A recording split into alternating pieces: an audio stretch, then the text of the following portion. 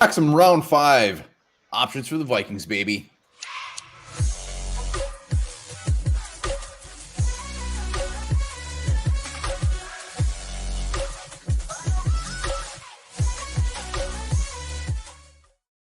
All right, welcome back to the Onebar and Lupagus show. I'm Onebar with Lupagus, and it's draft week. Let's talk round 5 options. What better way could you think about celebrating? Not many, but happy draft week to everybody watching. It's finally here. It's finally here. Greatest week of the year. So damn excited. And let's hop into round 5 before we do.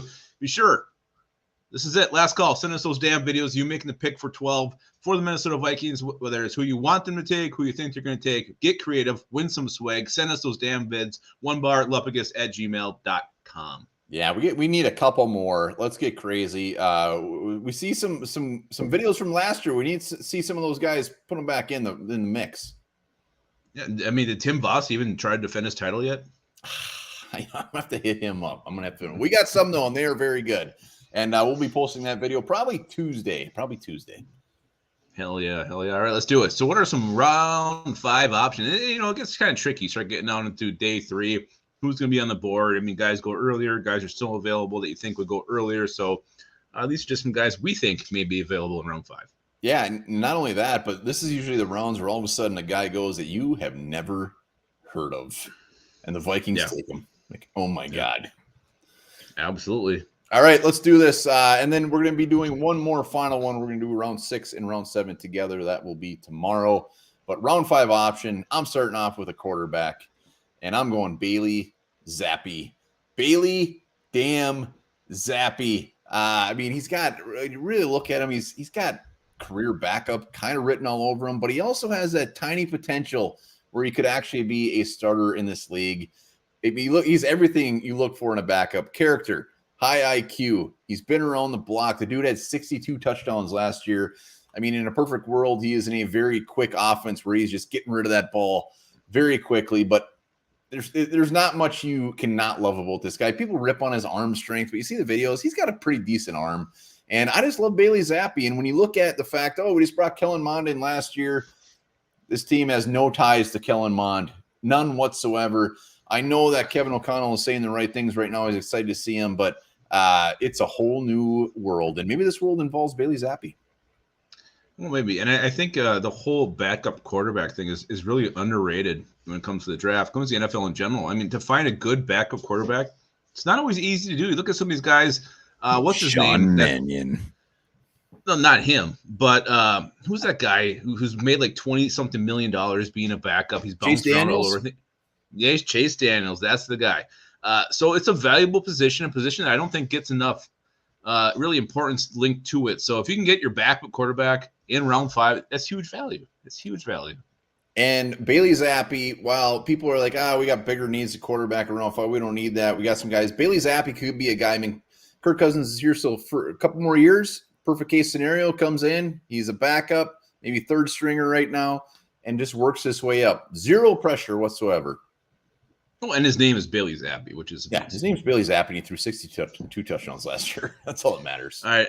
I'm going to go with a very, very less sexy pick. I'm going to go to the center position, a guy from Kentucky, Luke Fortner. And I've really changed my whole entire philosophy now when it comes to the Vikings and a center. I want a big, unathletic center who can sit and anchor. And Luke Fortner, 6'4", 307 pounds, definitely fits the mold when you're looking for the size. He's a great leader on and off the field. This guy's a high character dude, team leader. So you bring in a guy, you're not going to have any issues with this guy on or off the field. He's not really like elite in any areas, but he's not bad either. He's just a solid guy, does his job. He can get out in space. He can anchor. Luke Fortner, I don't know where he's going to come off the board, but if he's on the board round 5, Vikings have not yet looked for that center who can push Garrett Bradbury. I think this is a guy who could actually do it even as a rookie. Luke Fortner, let's go get him. Vikings have had great success with late round centers. Matt Burke, John Sullivan, Jeff Christie. They've been very successful. So I like that idea. What I don't like is the fact that you want an unathletic center, and Cole Strange is very athletic. So that scares me a little bit. I just say I don't want the guy's number one skill that he's super athletic. All right. That hasn't panned out for us. I do like Luke Fortner. I'm all for that. I'm going with another one that's probably not the most sexiest guy, but round 5, position in need, Thomas Booker, defensive lineman, 3-year starter, 6'3", 301, ran a 40 and 4.94. He is a guy that is not going to light up the stat sheet whatsoever. Very good against the run. Rotational guy, would be a good fit for the Vikings. And in round 5, just a nice depth move. Our defensive line definitely needs some depth, and he's got some power. He's strong. He's burly. Ugh. Thomas Booker, I think I'd probably call him Booker T. Booker T. One of the favorite wrestlers of all time. No, Thomas Booker, I mean, he's another guy, kind of like Bailey Zappe. He's all over the place. You also see him in the end of round 3 randomly, and then also you see him in like round 7. I know. And you look at the way the draft unfolded last year, there's a lot of safeties I know that went like in round 5, 6, 7. I thought we were going around 3. You just never know what's going to happen. I mean, it's crazy. So I'm going to stick to the D-line with a guy that I like as a potential nose tackle for the Vikings, Otito Ogbanya from UCLA. This guy is raw. He's rawer than your meat on a Sunday morning. 6'4", 325 pounds. All he really does is clog lanes. He's a run stuffer. At this point, doesn't provide much interior pressure, but he's got the size. He's got the talent. He's just a raw piece of clay that you need to sit behind and just mold. Patrick Maybe sexy Swayze? music's playing. Maybe sexy music's playing. Maybe it's not. I don't know. But this guy has the tools. You take this guy, you develop him into what you want him to be, and I think he has the potential to be a starting nose in the league, probably 2-3 years down the road. But right now, rotational piece. Bring him in slowly. Round 5, that's what you're looking for. Still remember the movie Ghost. First couple times I watched it, I was a wee young lad, and when somebody died and those scary black ghost things came up, I was terrified. I couldn't sleep. Demons. Well, we'll talk about it sometime. We'll talk it out. All right, my last guy is, I'm going to the offensive line. I'm going to Thayer freaking Munford. Yeah, money. I love him. He is money. He is guard/tackle. You look at some of these guys, like there's no way in hell he's going to be a guard in the NFL. They're going to bump him back out to tackle. You see the other ones, though, he's going to be a guard. What I love about him, 45-game starter. 45-game starter at Ohio State. Not only that, but Ohio State, you're going against some of the best. So the dude has been through the ringer. Wherever the Vikings end up playing him, if they got him, I don't care. We need depth at both spots. And he's, again, going back to Booker and Zappe, man, this is round 5. This isn't a guy that we're just expecting to come out day 1 and play. He is a guy that could just be a very nice depth piece backup that works his way up to it, being a starter potentially. But I just love his experience. He's got great length, big frame. Thayer Munford. Yeah, I take him just every time when I do mock drafts. Thayer Munford. Love him very much. So, again, you guard tackle. If he can even play some tackle, we do need some depth at tackle as well. Let's not forget about that. I don't want to hit any tackle so until that round 5 area. So Thayer Munford, a guy I always do like, and I do like my Buckeyes. Last guy on my list is a guy that you mentioned. These guys all over the map. You see him around 3, you see him around 5, you see him around 6. But I'm going to go with the cornerback from LSU, Cordale Flott.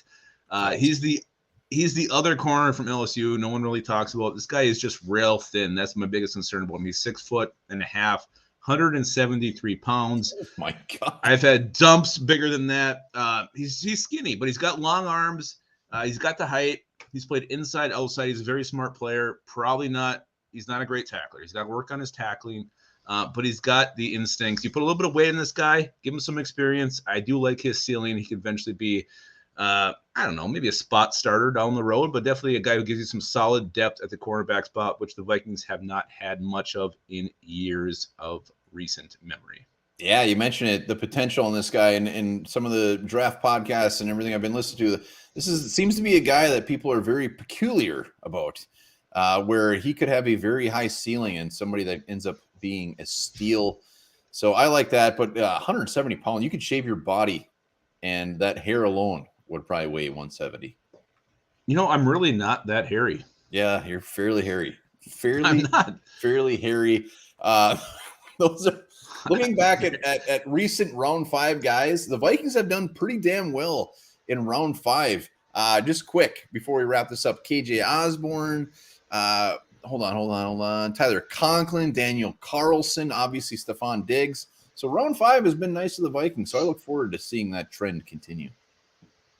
Yeah, let's hope so. Let's hope we stay there. We make a pick, and let's hope it's one of these guys that we just talked about. I did not mention like some pretty big whiffs as well, like David Yankee. I was thinking David Yankee though. Yet to be mentioned, but Let us know down in the comments who you were hoping for in round 5, who should be on our radar, and also remember to send those videos to onebarlupagus@gmail.com. Clock's ticking. The clock is ticking. It's almost out. And speaking of almost out, I dropped this fact there in our Patreon mock. I think I got cut off. I think I froze. So I'm going to say it again. And I'm sorry if this is repeating, but it's worth repeating. A pig's orgasm can last as long as 90 minutes.